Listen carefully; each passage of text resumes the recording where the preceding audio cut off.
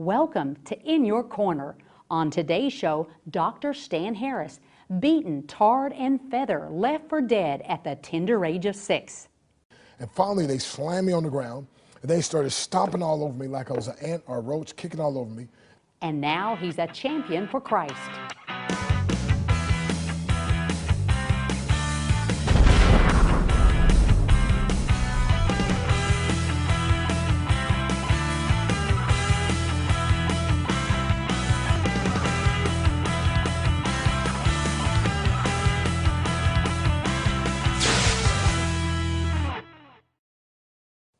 Welcome to In Your Corner.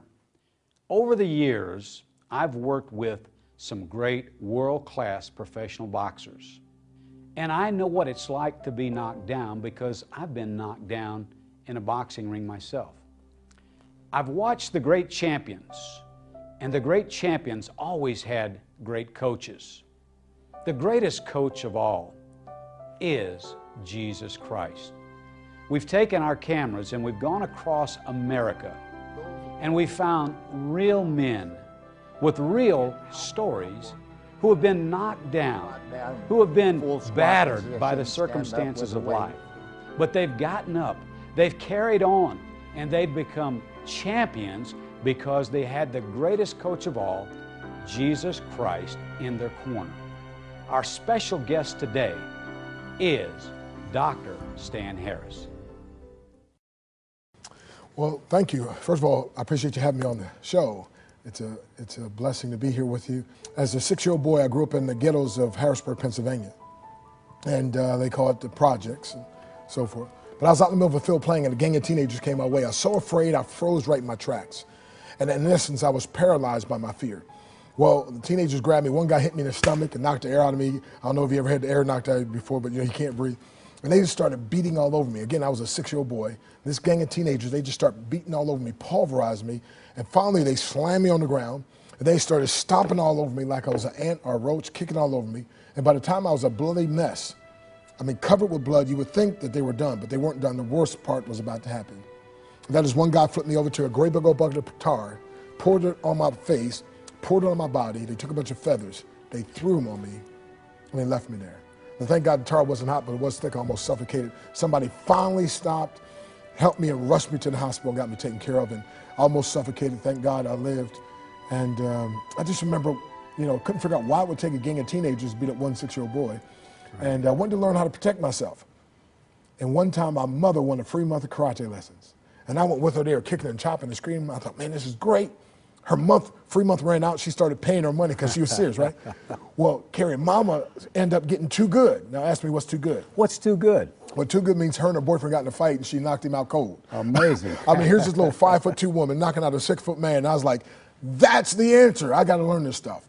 And so that's what motivated me. And I tell people within your pain is hidden power. And see, trouble never comes to a woman or man unless she brings a nugget of gold or good in her hand. And we accept the trouble, but we don't accept the good. You see, oftentimes within the oyster, there's a pearl. Pain and adversity causes some men and women to break. It causes others to break records. And I challenge people, especially today, we're on an anti-bullying campaign, you know, and a lot of children are being bullied.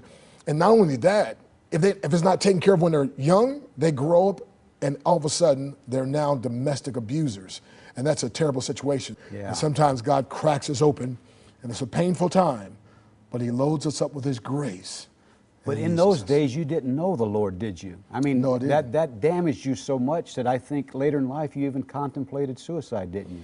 Well, my mother had a boyfriend that one of his boyfriends that beat me over the head with a steel choker chain for a dog, beat me across the head and the back with a folding chair. And, you know, Dad left when I was 3, you know, and again. So I got to a place where I just thought, you know, life's not worth living. I'm going to commit suicide. I'm going to kill myself. And tried it on 2 occasions, and I'm glad, you know, I didn't fulfill that. But yeah, life was rough for a while, you know, but even then, God still moves behind the scenes, kind of like in the book of Esther. He's never even mentioned, but he's moving behind the scenes, you know, and he was moving through all that. And again, getting started in martial arts, they said, before we teach you self-defense, you got to learn self-discipline. I was like, I don't want no self-discipline stuff, but I want self-defense. And if I got to learn that, I'll learn it, you know? Yeah. And that was the thing, in essence, that laid the foundation to help me be successful in every area of life. And even when I became a Christian later on, that was the thing that really helped me in my Christian life. Well, what was it? I mean, you were contemplating suicide, and what did you do when you know, I think you actually tried to commit suicide, didn't you? Well, I actually, you know, I got to a place, you know, I thought, you know, nobody cared, you know, and so I thought, I'm just going to kill myself. Well, I got a razor-sharp butcher knife, and I put it right on my belly button. I don't know if you ever put a razor-sharp butcher knife on your belly button. It just doesn't feel real good. And of course, I'm a little kid. I'm like, nobody cares. I'm just going to kill myself. And I got this great idea. I was going to do it nice and slow. I started pouring that thing. It went like, I think it only went like a half inch. I was like, ah! Dropped it on the ground, you know, and I'm bleeding. I'm like, oh my goodness, that hurts too much. I was like, there's got to be an easy way to kill yourself. Well, I'd watched on television where this guy got high on drugs and thought he was a bird and jumped off the top of the, you know, building, and it didn't fly real well. So I got, okay, I'll go to the top story of the house, and that way, if I jump, if I change my mind, you know, it's too late. I'm already. And so again, I went to the top story of the house, put my foot on the window ledge, and I was just about to jump. And I'm crying, I'm thinking, man, nobody cares, I'm just gonna kill myself.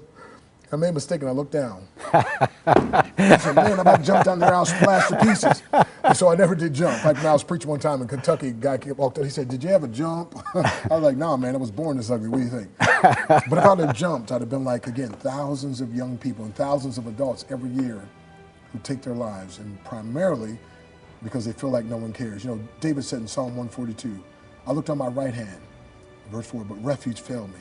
No man cared for my soul. Hey. And I tell people when the devil gets done with you, that, you know, the devil will squeeze everything he has out of you. You know, sin will take you further than you want to go, keep you longer than you want to stay, cost you more than you want to pay. And when you eat the devil's corn, he'll choke you on the cob every time. Yes. And the devil will squeeze everything out and say, listen, nobody cares about you. Just go ahead and kill yourself. And many a time people get to that place, and that was used to be my testimony. Nobody cares. Nobody cares. And, you know, the amazing thing, though, is when I finally come to Christ, now it's switched from nobody cares to now I know he cares. I know he cares, yeah. Nobody ever cared for me like Jesus. Well, come on now. Amen, brother. Friend, I don't care what you're going through. I don't care how many times you've been knocked down. I don't care how much pain you've suffered. There is hope and there is help for you. We have a group of men here, and if you're battling some issue today, some pain, you want to throw in a towel, you want to quit, you want to chuck it all, I want you to call us and help us talk you through this, and let us help you. The number's right here on the screen. Give us a call today and let us help you overcome whatever you're going through.